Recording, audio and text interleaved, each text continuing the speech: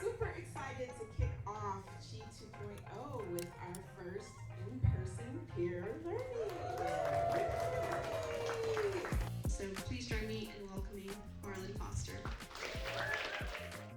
But if you don't leave here with anything, leave by getting to know the people. That's our greatest asset.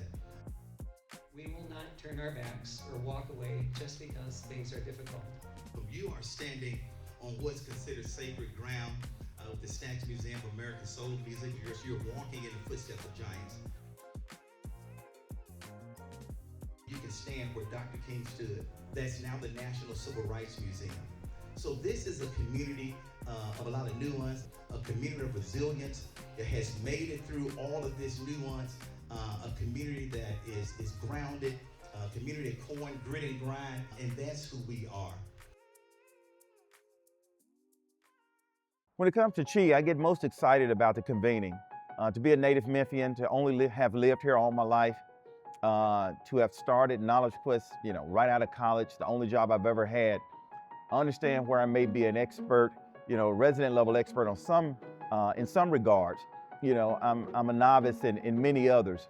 So to have a chance to be a part of the CHE convening, to learn and to be in learn and share experiences from folks all over the nation, where we're all aligned around the same causes around climate change and health equity, it's really truly the most essential benefit.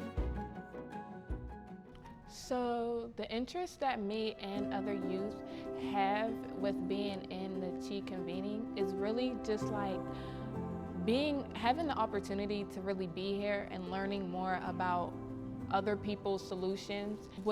I have like a Homewood or like the Hill or like a Wilkinsburg, and it's really nice to hear about other people's solutions and what they're doing in their Homewood or their Hill and their Wilkinsburg. So I would hope to leverage my learnings when I return to my team. Well, first I'm gonna tell everybody, like Shay, Brakai, I'm gonna tell them all about what happened and how bad they missed out. Okay. It's really to just like tell them about everything that I experienced, all the stuff that they were talking about. And then also I would explain to my community and stuff that our city isn't the only city that flooding and pollution and unsafe communities and all that type of stuff isn't the only city that's happening. It's also multiple cities in multiple states. I feel like I would tell little kids as well, but more so of like telling them like this is what's happening, so but more so in like so everybody else could like maybe have an impact on what we can do better.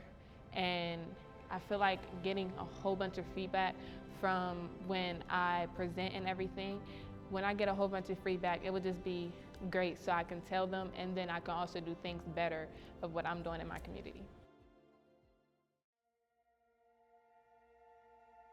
Almost all of our joy comes from some aspect of culture, and so it's music, it's poetry, it's different forms of art, and it's just people gathering, sharing food, all of that. And so I think it's such a vital part of how we come together and learn together, and interlacing that in the heavy stuff is what allows us to persevere, like stay strong and push forward.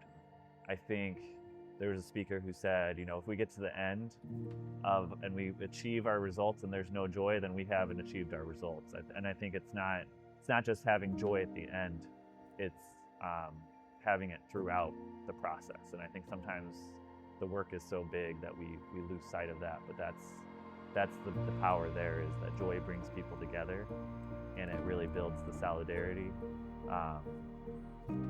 And I think we see that across the country too. It's not always just locally. It's when we see that power elsewhere, it really helps us persevere and stand up for each other.